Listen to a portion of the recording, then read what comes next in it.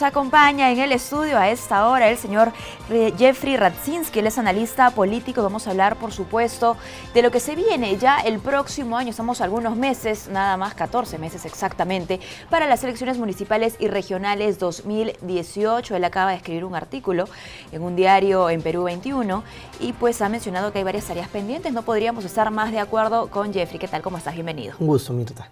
Muchísimas gracias por acompañarnos. Empecemos pues a desarrollar un poquito lo que has escrito para compartirlo con nuestros televidentes, que sin duda es importante. Lo sabemos todos, bueno, si no lo saben, lo repito, tenemos elecciones municipales y regionales el próximo año, en octubre del 2018, y hay muchas tareas, ¿no? No solamente a cargo pues de los entes electorales, también por parte de nuestras autoridades y ciudadanos.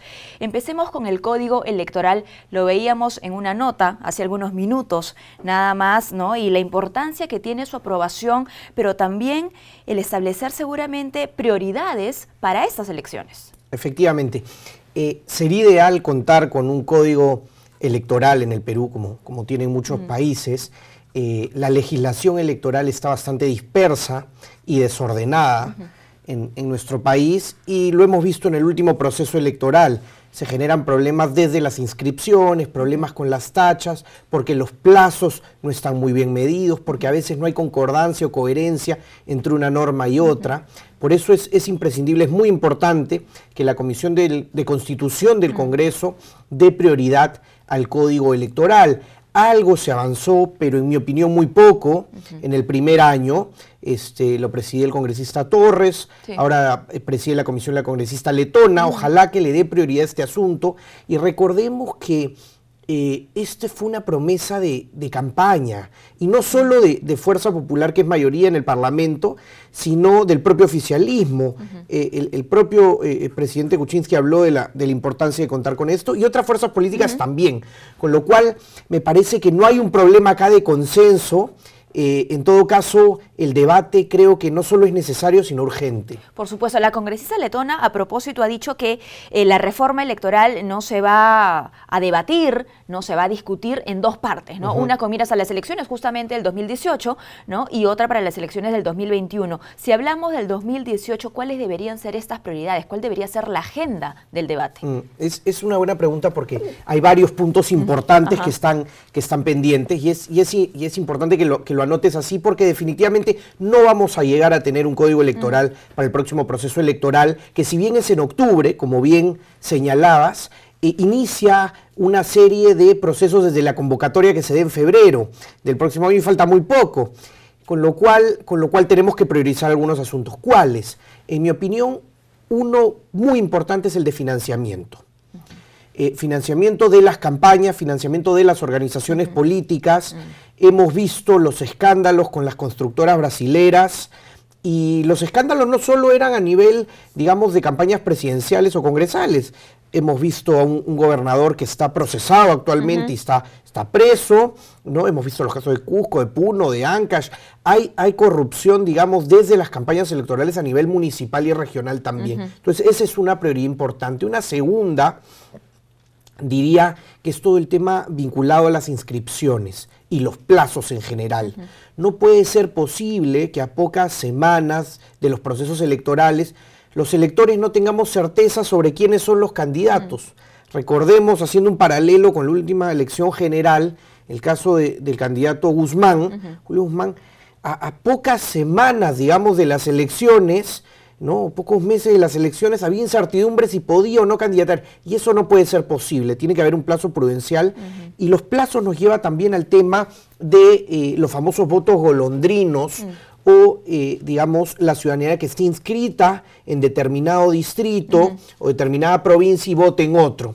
Idealmente, como son elecciones vecinales, por lo menos a nivel distrital, lo ideal y a lo que tenemos que conducirnos es que las personas votemos en los distritos donde vivimos, ¿no? Por supuesto. Ojo, no estamos hablando solamente del respeto por el cronograma electoral, sino que efectivamente el cronograma ayude, ¿no?, al ordenamiento. De acuerdo. ¿No? Y a la transparencia, pues, y al buen orden, repito, ¿no?, del mismo proceso. De acuerdo, efectivamente. A la transparencia y a la predictibilidad. En una democracia es fundamental si bien tener instituciones con valores, principios y normas claras, tener predictibilidad, es decir, que podamos saber en determinados escenarios qué va a suceder, ¿no?, si ocurren determinados hechos. Entonces, esa predictibilidad la determinan pues una serie de normas y la prudencia con plazos y reglas claras, ¿no? Otro punto importante, ¿no? Se habla mucho sobre ese primer periodo, ¿no?, de gobierno, una vez que tenemos nuevos alcaldes, que tenemos nuevos gobernadores. ¿Qué pasa en ese primer año? Puede ser flojo, puede ser incipiente. Tú mencionabas en el artículo la importancia de la capacitación, por ejemplo, a estas nuevas autoridades. Sí, efectivamente. Si revisamos la ejecución presupuestal de las municipalidades y los gobiernos regionales, notaremos que muchas veces el año de menor ejecución presupuestal es el primer año, es decir, el año donde asumen. ¿Por qué? Básicamente porque hay cambios de equipos. No debería darse así, debería haber estabilidad de algunos puestos mucho más técnicos, pero en la práctica hay cambio de muchísimos funcionarios. Hay un periodo, digamos, de aprendizaje de las autoridades electas. Hay una serie también de proyectos que muchas veces entran en evaluación o auditorías de la propia entidad, ¿no? O muchas veces son decisiones políticas, que se trata de hacer un punto de quiebre y desligarte, digamos, de la gestión anterior. Absolutamente, ¿no? Claro. Y estas elecciones van a tener un grado mayor, digamos, de aprendizaje o autoridades nuevas, porque a diferencia de lo que ocurría hasta las elecciones anteriores, ya no hay reelección. Recordemos que la modificación constitucional que dio el anterior Congreso de la República prohíbe la reelección de alcaldes y gobernadores, con lo cual probablemente esto se pueda incrementar, digamos, el periodo de aprendizaje. Definitivamente va a haber esa necesidad. Exacto. ¿No? ¿Cómo anteponernos a esa necesidad? Creo que un punto importante sería el trabajo con más énfasis que ya realiza el Ministerio de Economía y Finanzas, que es instruyendo, digamos, a las oficinas de planeamiento y presupuesto y ejecución de proyectos de inversión pública. El Ministerio de Economía y Finanzas tiene un programa de capacitación, pero creo que se debería... Qué bueno que lo menciones. Que se debería, sí, pero creo que se debería tener, digamos, o poner mucho más énfasis en este programa y quizá trabajarlo coordinadamente con la Contraloría General de la República, porque recordemos que muchas veces la demora para la aprobación de algún proyecto de inversión pública pasa también, por un lado, porque efectivamente no hay capacidad técnica de armarlo bien, de prepararlo y ejecutarlo, pero a veces también por el temor de algunos funcionarios. De la toma de decisión, ¿no? Exactamente, de la toma de decisión, porque implica recursos públicos y, consecuentemente, responsabilidad por la ejecución de esos recursos, con lo cual la Contraloría, con este nuevo Contralor, con el Contralor Jack, tiene, yo creo, una magnífica oportunidad de hacer un programa, si no se puede a nivel nacional, podría ser piloto en algunas provincias o en algunas regiones,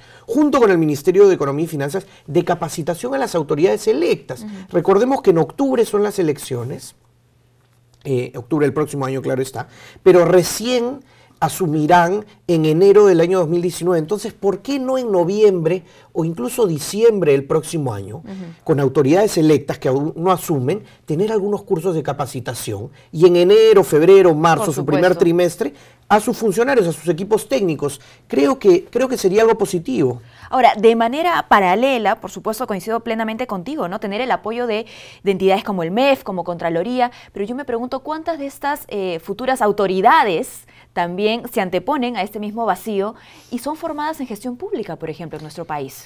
Me gustaría decir que muchas, pero creo que pocas. Claro, ¿cómo llegas, ¿no?, al asiento? Efectivamente, falta un nivel, digamos, de capacitación de nuestras autoridades y nuestros funcionarios. Creo que es una tarea pendiente también. Me parece interesante que lo recalques por ese lado. Y eso nos lleva también a la responsabilidad de nosotros, de los ciudadanos, porque si nos informamos mejor sobre cuáles son nuestras opciones a la hora de votar, encontraremos siempre algunas mejores que otras, ¿no? Y muchas veces por no informarnos, no descartamos algunos que no tienen pues la preparación adecuada para el cargo, que pueden tener muy buena intención o ser gente honorable en algunos casos, pero eso no basta para, digamos, ser una autoridad, un cargo tan importante como una alcaldía. Exacto, eficiente.